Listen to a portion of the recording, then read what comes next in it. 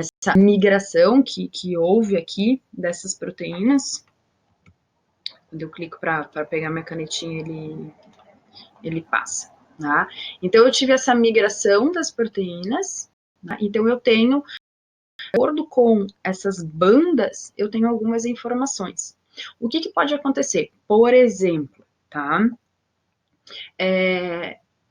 Em algumas patologias, eu vou ter algumas dessas bandas mais fortes do que o normal, tá? Por exemplo, se eu tiver essa banda alfa-1 aqui mais forte, tá, do que o normal, eu sei que existe aumento, tá, de alguma das proteínas que fazem parte desse grupo.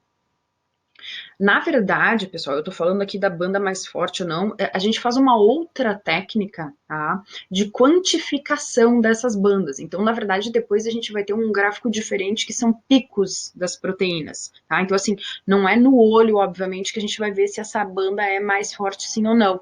Eventualmente, a gente consegue detectar algumas alterações, mas a gente faz uma técnica, tá, de densitometria, para quantificar, para estimar, então, quanto de proteína tem aqui, tá? Eu estou usando essa imagem para não trazer um outro conceito para não confundir a cabeça de vocês.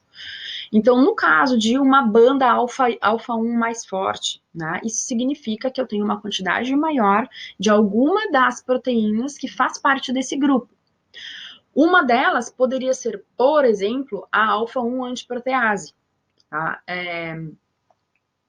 A alfa-1 antiprotease, ela é uma enzima, tá, de neutrófilos, que faz a degradação de matriz extracelular, tá? Então, quando eu tenho, ela se opõe à alfa-1 antitrypsina.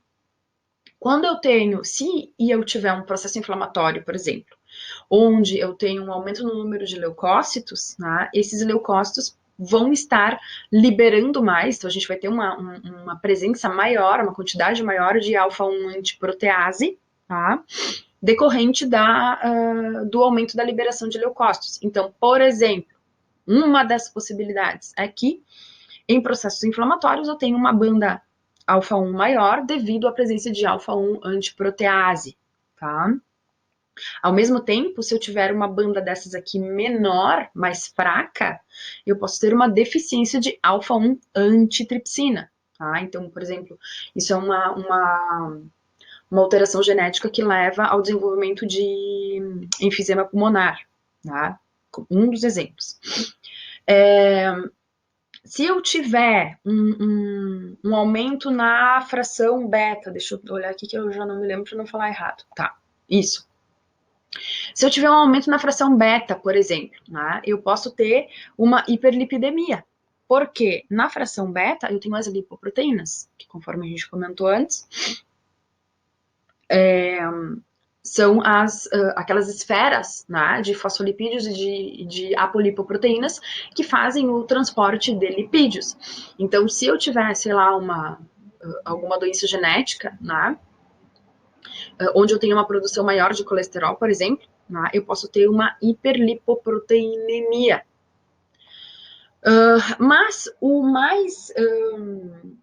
a solicitação mais frequente, a maior aplicação da eletroforese de proteínas séricas totais é no diagnóstico de mieloma, tá? Então, no mieloma, a gente vai ter um aumento, né? O mieloma é uma neoplasia imunológica, tá?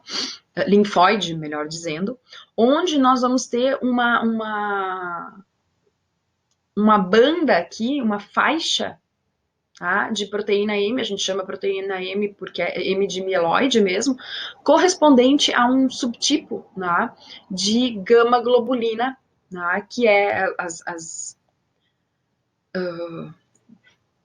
as gama-globulinas incluem as imunoglobulinas, desculpa. Então a gente vai ter uma banda aqui correspondente a um tipo de imunoglobulina específica, que vai ser aquela que vai sofrer uma expansão clonal, então ela vai ser produzida numa quantidade muito maior, tá, em pessoas com mieloma, tá, e essa é, então, a principal utilização